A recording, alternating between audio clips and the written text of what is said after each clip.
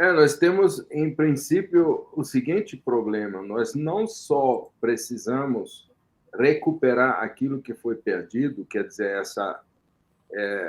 essa política de reinvestir na sociedade e de reativar a economia, reativar os apoio às micro, pequenas e médias empresas, elas têm que ter apoio, ou a agricultura familiar tem que ter apoio para que produz 70% dos alimentos que a gente come, etc.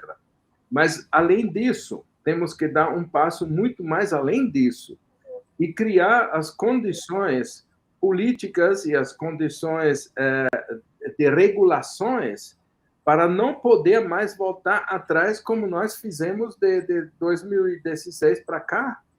Porque não adianta todo o esforço para recuperar isso e não criar, digamos assim, toda uma constelação, um contexto jurídico, político, que é necessário para consolidar esse retorno e esse avanço.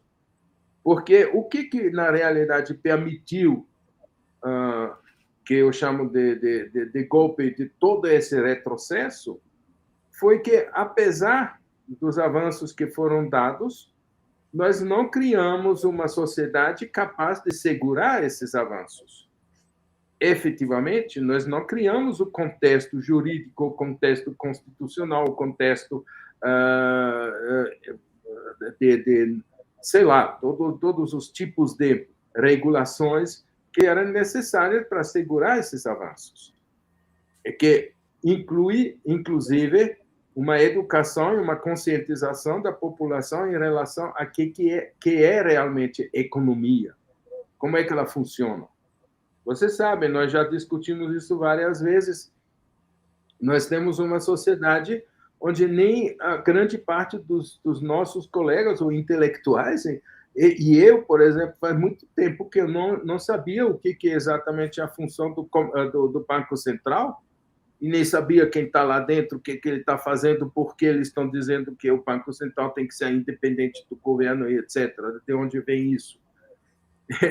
Na Venezuela quase caiu um governo porque não queria a independência do governo central, do Banco Central. Então, tem muitas coisas que a sociedade precisa aprender para poder dominar, quer dizer, os mecanismos, ou pelo menos entender os mecanismos básicos da economia, senão ela não vai conseguir consolidar os avanços e ficar nos avanços. Né? Por exemplo, essa questão da pedalada fiscal foi um troço assim, absolutamente impressionante. Ninguém sabia exatamente o que significa isso e, de repente, tiram um presidente eleito, uma presidenta eleita, em cima de uma coisa que a sociedade não entendia. Então, é muito, muito trabalho na frente. Vamos ver, né? Muito, muito, muito. Isso é bem complicado, né? Até porque a bancada do Congresso e do Senado que foi eleita em grande parte alinhada ao bolsonarismo, é de extrema direita e é extremamente reacionária. Se você vê ali a bancada rural, a bancada do agronegócio é extremamente reacionária. Então, qualquer perspectiva ali de ajustamento em prol de investimento em infraestrutura física, em educação, mais universidades, mais escolas, coisas que tenham perspectivas sustentáveis, essa galera aí não está disposta a aceitar, porque são pessoas, são movimentos ali extremamente reacionários, extremistas mesmo, gente reacionária ali, e que vai ser difícil. Vai ser isso, professor. Trabalhar nessa nessa linha tem essa pergunta aqui do João Henrique, que ele pergunta aqui, professor Fenzio, o senhor acredita que o presidente eleito conseguirá desenvolver uma boa gestão, tendo como sombra esse aspecto bolsonarista? Né? Na sua opinião, como se livrar dele definitivamente? Né? esta sombra bolsonarista, como se livrar disso de vez? É difícil.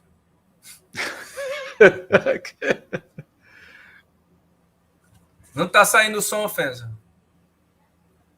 Está tão difícil que até o som do professor apagou. Bom, eu acho que chegou. Bom, eu acho que a única forma de efetivamente avançar e fazer com que cada passo, cada avanço seja consolidado e, de uma certa forma, digamos assim, sem perigo de retrocesso, é que a sociedade precisa acompanhar. Ela precisa entender o que está acontecendo e quais são os passos que nós estamos dando e precisa acompanhar isso como com pressão sobre o governo, mas também com compreensão de que esses passos são importantes. Da mesma forma como nós mudamos, digamos assim, 5, 6 anos atrás, eu achei até que como é que se chama? O Sérgio... Aquele famoso caçador de Marajá. Sérgio Moro? Sérgio Moro, desculpa. Eu pensei que o Sérgio Moro foi construído, foi montado como se fosse o candidato para o próximo presidente do Brasil. Hoje ele desapareceu. Ou seja, a sociedade hoje no Brasil é mais esclarecida do que ele era 5, 6 anos atrás. E isso também tem que ser acompanhado por uma mídia que é mais educativa em relação a essas questões, e eu acho que o próprio governo vai ter que enfrentar um inimigo de classe extremamente poderoso e só tem uma força, e essa força deve emanar da sociedade. Se a sociedade não consegue acompanhar e consegue sustentar a cada luta e cada avanço desse novo governo, ele corre o perigo de se quebrar de novo e com novos retrocessos, porque os interessados no retrocesso, eles estão continuando vivos.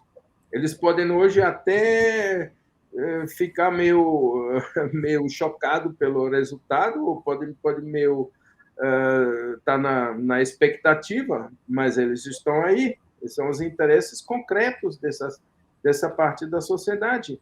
E ela vai começar a se manifestar daqui para frente. Então, o restante da sociedade vai precisar se mostrar, vai ter que acompanhar e empurrar esses avanços.